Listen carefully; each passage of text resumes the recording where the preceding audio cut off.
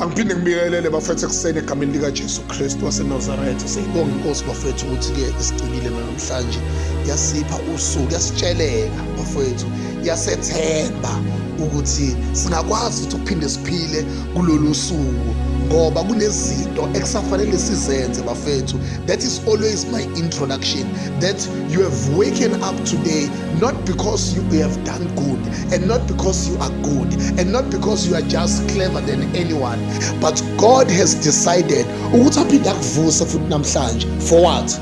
To serve his purpose all the time bafethu. uNkulunkulu mangabe sivuse ekuseni akasivuseli nje ukuthi kumnandi, kodwa usuke sivusela ukuthi icebo lakhe maliphinde liphakame liphusheke, ngoba wethembe thina ukulihambisa. Siyambonga uNkulunkulu bafethu. Ngaphandle kokumosha isikhathi, asingene ezwini lanamhlanje. Namhlanje sobheka kwabaseRoma uchapter number 8 uverse number 1 elithi izwi lenkosi, kanjalo akusekho ukulahlwa kwabakuKristu Jesu.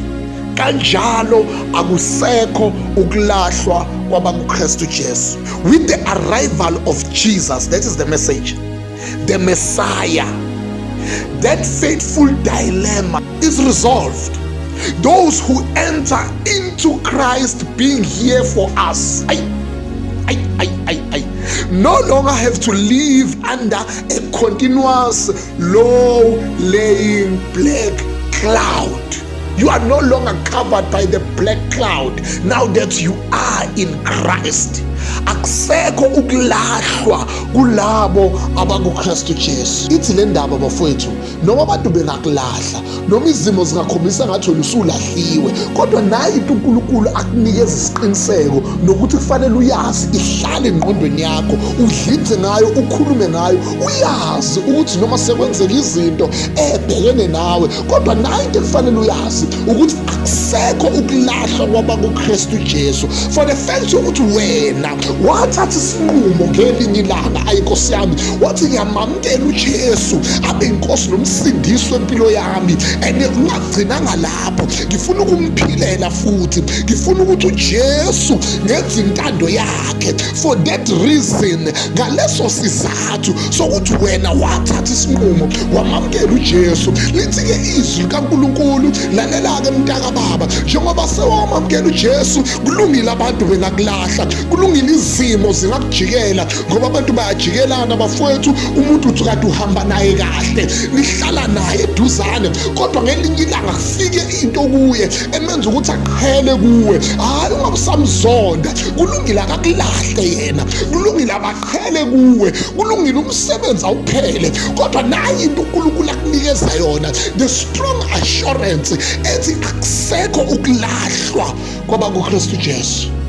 No, abantu bengakujikela mfowethu, kodwa for the fact ukuthi wena wathatha isinqumo mfowethu, yazi ukuthi lesinqumo wasithatha sakwenzela into ethi noma ngizizwa nginomuntu, noma abantu bengekho, ngizizwa kukhona ongifudumezayo, noma bengekho abangifudumezayo, ngizizwa kukhona abangithandayo, noma engekho ongithandayo, ngenxa ukuthi ukhona uJesu engamamukela mina. Ngoba leti biza isinqumo sakho ukuze uyi-understande kahle lento, noma ikusebenzele ngale ndlela uNkulunkulu ayimise ngayo, ibiza ukuthi wena wazi ukuthi akusekho ukulahlwa kwabakuKristu Jesu. Abantu bengakulahla futhi abantu bayajikelana, abantu uNkulunkulu, abantu Nkosi yami bamjikela umuntu, kodwa iyodwa into efanele uyenze usukulahla ithemba ngoba usujikelwe abantu.